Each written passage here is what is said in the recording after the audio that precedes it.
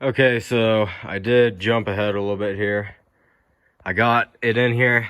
So, well, first of all, I got this piece welded on up here. And these 3/8 eye bolts, they're a bit bigger than I thought. So it takes up a lot of room from the spring. And the problem I'm having is it's not fully retracting it all the way up.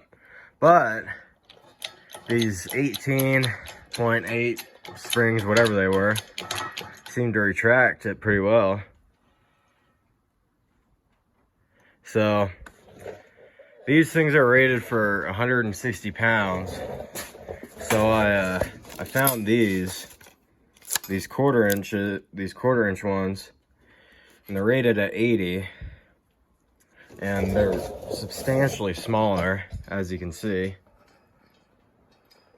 That's going to make the spring be a lot lower on both sides, and 80 plus 80 is 160, and the spring's only an 18.3 supposedly, so I think it should be fine. As you can see, to make these springs go in there, I had to notch it out with an angle grinder a little bit. I'm gonna have to do it with these.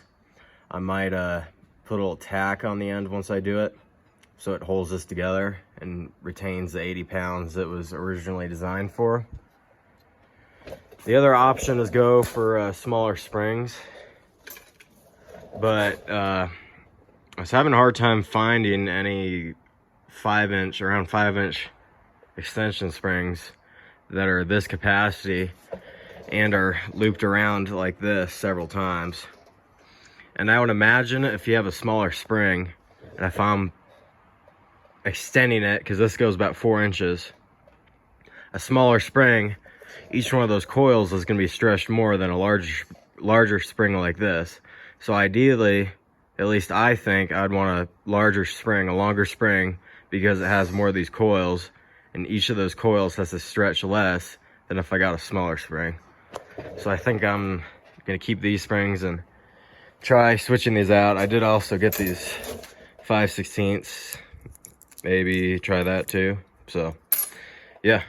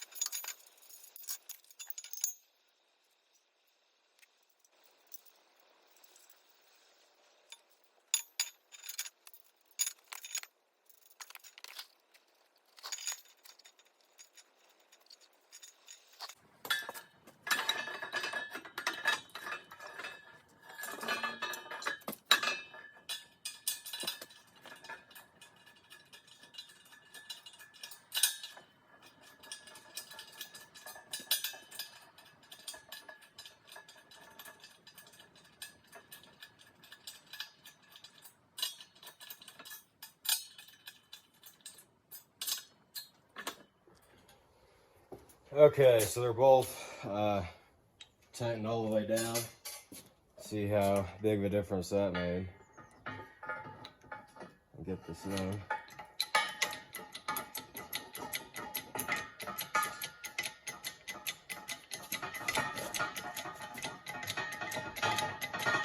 See if it goes all the way.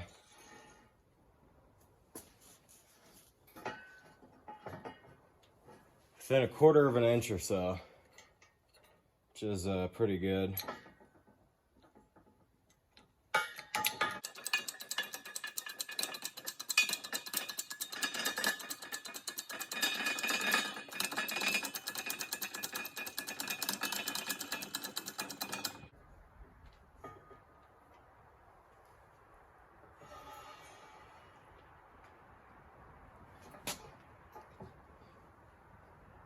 So I could either put a 1/4 inch or so spacer up here, or figure out how to get this even closer. So looking at it, I just decided I'll space this up another 1/2 inch. So it'll be a 1/2 inch lower, but that's fine. I'll just cut it out of this plate here real quick.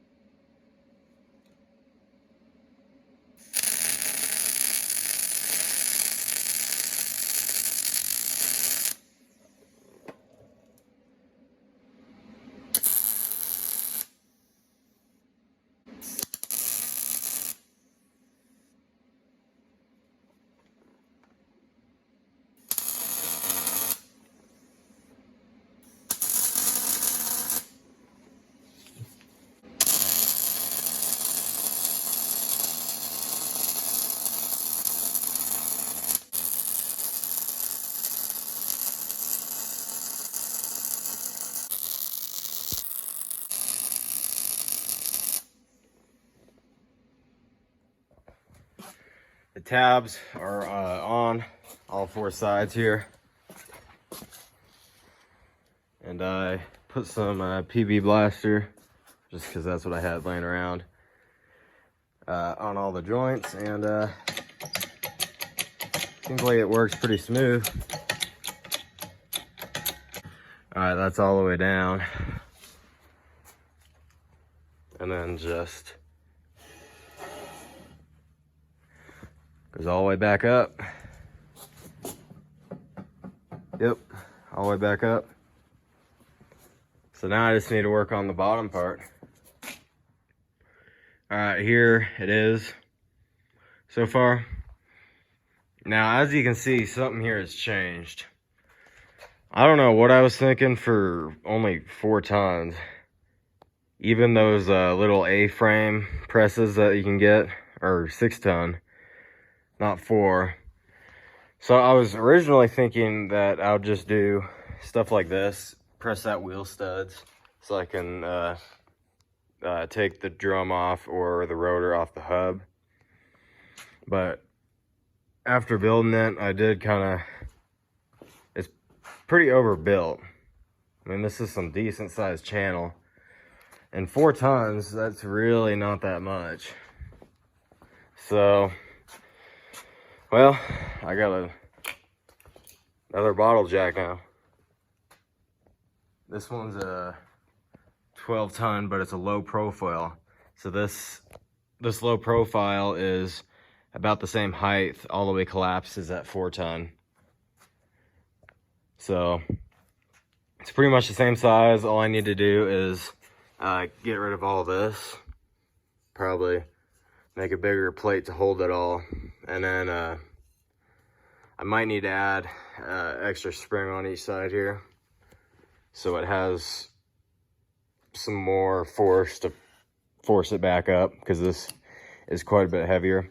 I thought about putting a 20 ton bottle jack in here, but those are substantially heavier than even this 12 ton. And plus, you know, I'm trying to make this thing compact. I don't think I'd need over 12 tons. So, but yeah, definitely going with the 12 ton. I don't know why I thought, you know, I was thinking maybe 8,000 pounds of force would be enough to do most things, but, you know, might as well do it right here. So, get to modifying here.